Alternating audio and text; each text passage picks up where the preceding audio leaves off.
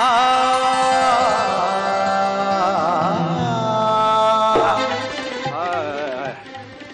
होय, सोपं काम नाही. ढोलकी वाजवणं सोपं काम नाही. बोट दुखायला लागली माझी. हा, पण आमच्या विजयदादांसाठी डाव्या हातचा मळ आहे की हो. विजयदादा माहित नाही, नटरंग सिनेमा पाहिलाय ना. हा, त्यातली ढोलकी आठवते ना, बेभान करणारी. ती ढोलकी वाजवली आमच्या विजयदादांनी, म्हणजेच विजय चव्हाणनी. त्यांच्या बोटातल्या जादूने महाराष्ट्राला तर भुरळ घातलीच आहे. पण आपले तबला वादक झाकीर हुसेन साहेब, त्यांच्या बरोबर साथीला पण आमचे विजयदादाच असतात. बरोबर आहे. गायकांचे सत्कार होतात, कलाकारांचे सत्कार होतात, पण त्यांना उठाव देणारे वादक, त्यांचा सत्कार कोण करतं? पण त्यांचा सत्कार केलाय म्हणजेच आमच्या विजयदादांचा सत्कार केलाय स्वरबंध या संस्थेने.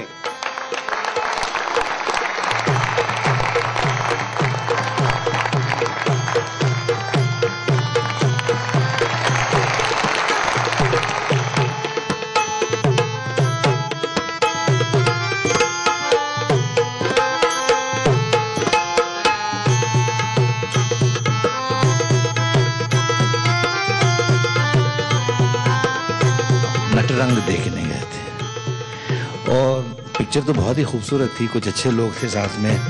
तो वहां पर दी एंड हुआ और मैं खड़ा होने गया और फिर मैंने वो ढोलकी सुनी। और जनरली वो जब टाइटल्स रोल करते हैं ना तो कुछ ना कुछ म्यूजिक बजता है, यहाँ ढोलकी बज रही थी और इतनी खूबसूरत बज रही थी कि मैंने मेरी पत्नी का भी हाथ पकड़ के बैठा जाना, बैठो, पूरी बैठ के सुनी। और फिर मैंने देखा कि ये तो चली जा रही है और ऐसा लग रहा है कि और होनी चाहिए। तो मैं बड़ा ही बहुत ज़्यादा इम्प्रेस हुआ उससे। मैं जानता भी नहीं था विजय भाई को तब। और उसके बाद कुछ दिनों बाद मेरी एक हमारे कॉमन फ्रेंड है, उससे मैंने कहा कि यार ढोलकी मैंने सुनी, कमाल की थी। उसने कहा अरे वो तो हमारा दोस्त है, मिलते रहता है। बोले कौन, क्या नाम है? बोला विजय चौहान। बोला यार इसको किसी दिन मिलेंगे।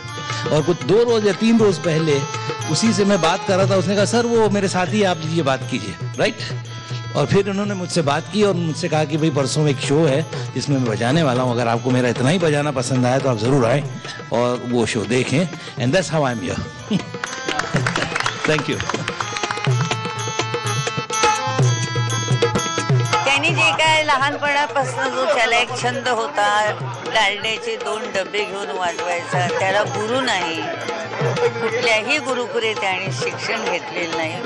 नुसतं माझी रेकॉर्ड लावून तो 2 डालड्याचे डबे असे उलटे टाकून वाजवत बसायचा।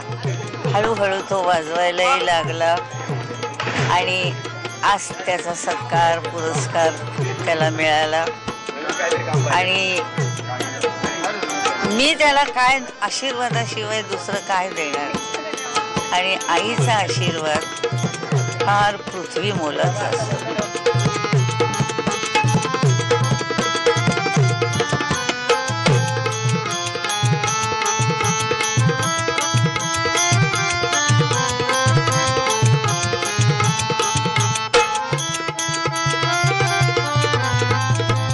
गण्या गण्या पावर ए मला माहितीये गिटार नाहीये, तुंतुन आहे, पण आम्हा लोक कलावंतांना काय हो, गिटार काय तुंतुन काय, शेवटी तारवाद्यच की होते।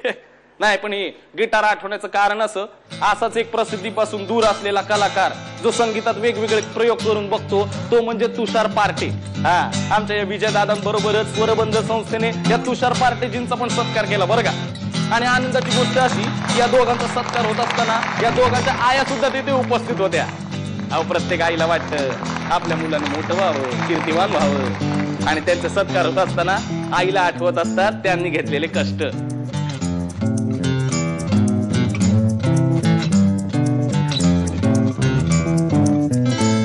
खरं सांगतो की मला लहानपणापासून वाद्य वाजवायची आवड नव्हती।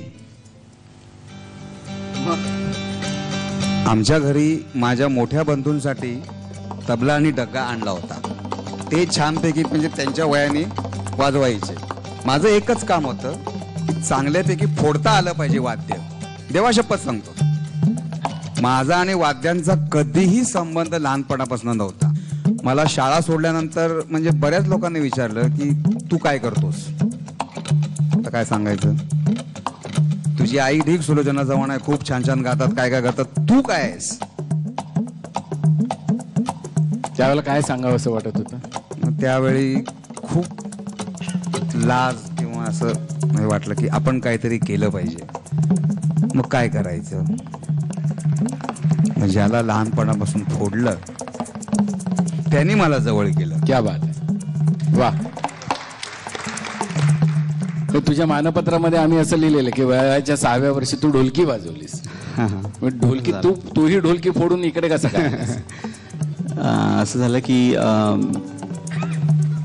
तेव्हा मोहन बर्वे म्हणजे तुंबा प्लेअर होते ते, तर त्यांनी मला लहानपणी सांगितलं की तुझे वडील अरेंजर आहेत, तर कुठलंही मेलडी इन्स्ट्रुमेंट जर तू वाजवशील तर ते अजून योग्य ठरेल.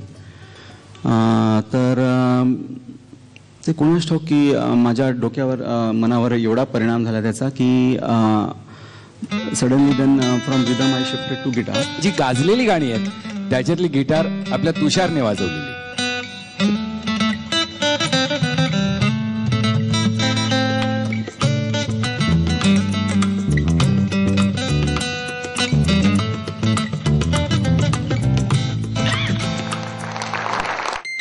आ